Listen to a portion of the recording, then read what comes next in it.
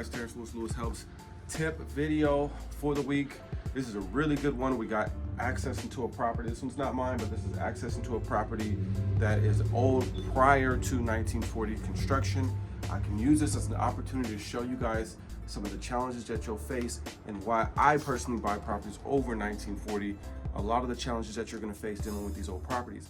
It's 100% okay to get these older properties as long as you understand the price differences and what are the differences between before 1940 and after 1940, especially in the Midwest properties. So obviously in the southern states and the western states, a lot of things are different. A lot of other properties are built with different materials, but as far as the Midwest and some of these older properties, if it has a basement, it's probably gonna be designed similar to this. So I'm gonna go through some of the things that you have to consider. Some people particularly have a niche buying prior to 1940 because they know that they can possibly get them for a better price, because they know they're gonna be dealing with a lot of challenges, and I call challenges opportunities. So if you can buy them and you can learn these skills and you can make this your thing, by all means, go at it, right? So I'm gonna talk about a few different things that you guys need to consider when dealing with prior to 1940 properties. First and foremost is the style of construction. The style of construction were, instead of 2x4s, these are 2x3s, right? These boards are actually not going to fit a standard size 2x4 board. So when you're trying to match up, and let's just say for instance, frame this in, your board is going to come just a little bit shorter than this board right here. So that's one thing that you have to consider when kind of framing things out, is things don't go back together as they would in today's new construction styles, right? So they're also spaced out a different way. They're different spacing apart. So when you're buying drywall, a typical drywall sheet would stop and start on an actual 2x4, but now you actually have this lag space where it would start and stop. And so when they're going to tape and put the seams together, it's going to cause more issues down the line when dealing with it. Obviously, it's a challenge, but it's something that you can consistently overcome. Construction workers deal with it daily, especially in these type of markets, so it's not something to shy you away from. The other I'll talk about is the electric. If you look up there, you see there's a pole, there's a wire, and then the wires go through a pole. And then some of them, these are like ceramic tiles or ceramic pieces, and those ceramic pieces are what's holding that electric through. Now, if you notice, it's really just one skinny line. And then if you look out right here, it comes out and there's two pieces, right? And so in the older days, I don't know if you remember having a plug and you plugged it in and there was just two prongs going in. That's because electricity would go in and come out, but electricity had no place to ground out. So if you're plugged in your TV and it was over circuited or too much electricity to it, it would blow your TV. That's why they added that third plug. So all of this old electric wiring is something that's in all the houses, most of the houses, unless the prior person redid the wiring, all this electric is going to have to come out, which means that takes me to the next point. If you start touching these walls and taking this electric out, you have to deal with the actual material that is used to actually create a wall, which in the olden days was not drywall or sheetrock. It was actually plaster. It was a material that was mixed into a putty, and that putty was put on these boards. So they would put all these boards up, these little planks, pieces, and then they would laugh and put that sheet over it, creating your wall, and then they would paint over that, right? They sand it down and they paint over that. The challenge is you cannot really put the new sheetrock. It's a different thickness, it's a different consistency. It's not going to look right putting that up against this old stuff right here. So once you understand that, which is why this whole place is gutted out. Okay. The other thing too is this insulation, right? So this was the old style insulation that they used. It was kind of blown in or just kind of packed in. A lot of it can hold asbestos-like material in it.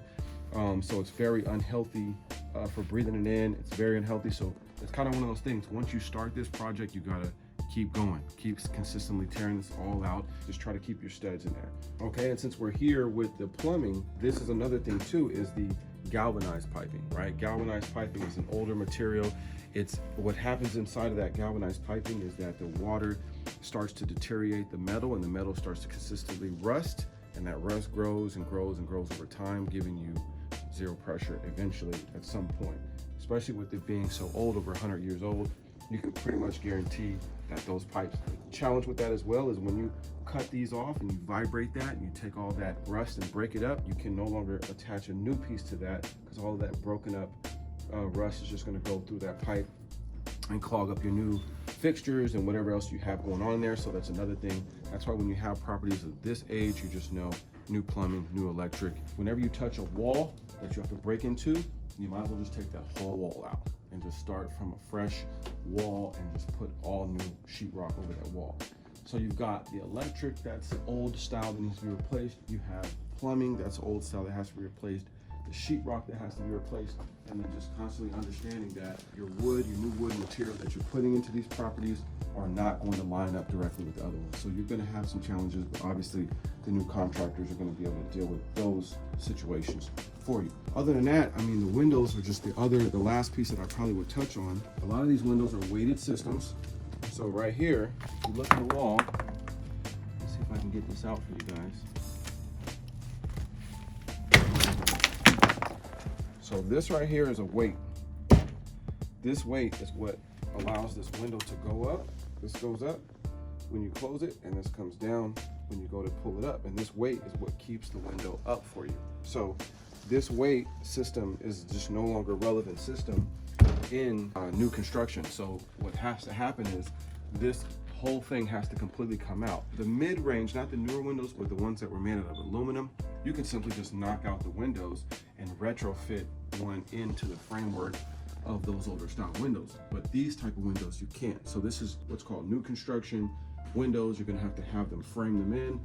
So that's another cost that's gonna have to get incurred when you're starting to deal with these type of prior to 1940 type of properties. So I think we covered quite a bit in this video. Hopefully this was helpful for you guys. Obviously in these type of houses, you're gonna obviously probably have to do the roofs. And so there's a lot that goes into the old world construction style properties, but in this business, problems are opportunities, and we're in this business to maximize these opportunities. So you guys know what it is. It's Terrence Lewis with LewisHelps, your source for all things real estate, helping you guys go further and farther. So if you guys don't know, you can also go over to my IG page. I'll be giving live videos, doing tips and stuff like this there. So if you're not over on IG, make sure you guys go check that out. I'll make sure I'll put a link there.